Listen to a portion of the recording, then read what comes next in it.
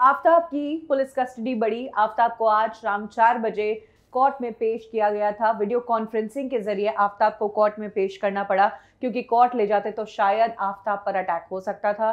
साकेत जिस कोर्ट में आफताब की आज पेशी थी, वहां पर बाहर पहले से ही भीड़ इकट्ठा थी और नारेबाजी लग रही थी। बाहर इकट्ठा हुए लोगों ने कहा आफताब को सिर्फ और सिर्फ फांसी होनी चाहिए। फांसी दो, फांसी दो, फांसी दो, फांसी दो। इसी बीच आफताब ने अपनी गर्लफ्रेंड श्रद्धा को लेकर और भी चौंका देने वाले खुलासे किए हैं।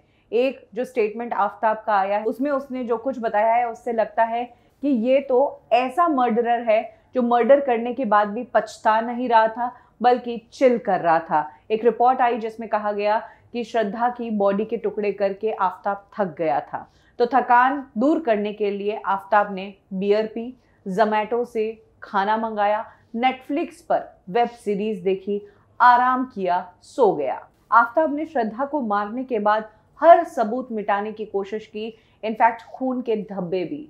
श्रद्धा की बॉडी को उसने घर में जहां जहां काटा था वहां अगर आसपास खून के धब्बे थे तो उसने उन धब्बों को पानी से या कपड़े से साफ नहीं किया बल्कि केमिकल लाकर उन धब्बों को बकायदा मिटाया गया है। आफताब को पता था पुलिस प्रोसीजर और उसी के तहत उसने खून का नामो निशान मिटाया।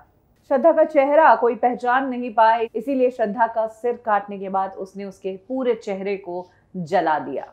पुलिस को अभी तक श्रद्धा का चेहरा नहीं मिला है। हेड अभी भी पुलिस ढूंढ रही है। इसी बीच खबर ये भी आ रही है कि जून महीने में दिल्ली के त्रिलोकपुरी एरिया के पांडव नगर में एक सिर मिला था और एक हाथ का टुकड़ा मिला था।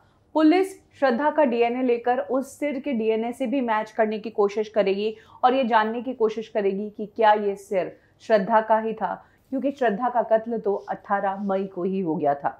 आस पड़ोस में लोगों को शक ना हो या कोई आ ना जाए और जिस वक्त वो बॉडी चॉप कर रहा था उसकी आवाज घर से बाहर ना जाए, उसके लिए उसने थ्रू आउट बाथरूम के अंदर पानी चालू रखा।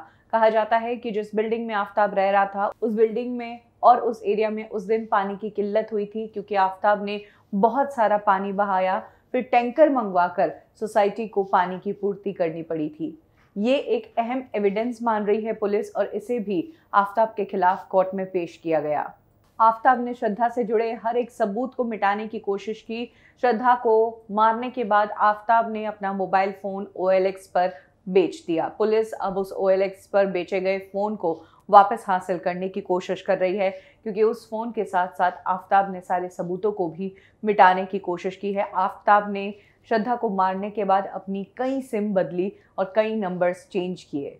तो अब तक की अपडेट्स ये है, आफताब अगले 5 दिन और पुलिस कस्टडी में रहेगा। ये 5 दिन बहुत ही क्रूशियल है। ज़्यादा से ज़्यादा सबूत पुलिस को जुटाने होंगे आफताब के खिलाफ, तब जाकर चार्जशीट फाइल होगी और आफताब पर केस शुरू होगा। अभी तक पुलिस ने श्रद्धा के जो बॉडी पार्ट्स रिकवर किए हैं उसमें सिर्फ हड्डियां हैं, सिर्फ एक बोन है, पेल्विक बोन, जो कि कमर की बोन होती है, उससे पता चलता है कि ये एक औरत की बोन है। इसके अलावा श्रद्धा का सिर अभी तक हासिल नहीं किया है और ना ही वो आरी हासिल कर पाई है पुलिस, जिससे श्रद्धा के शरीर को काटा गया।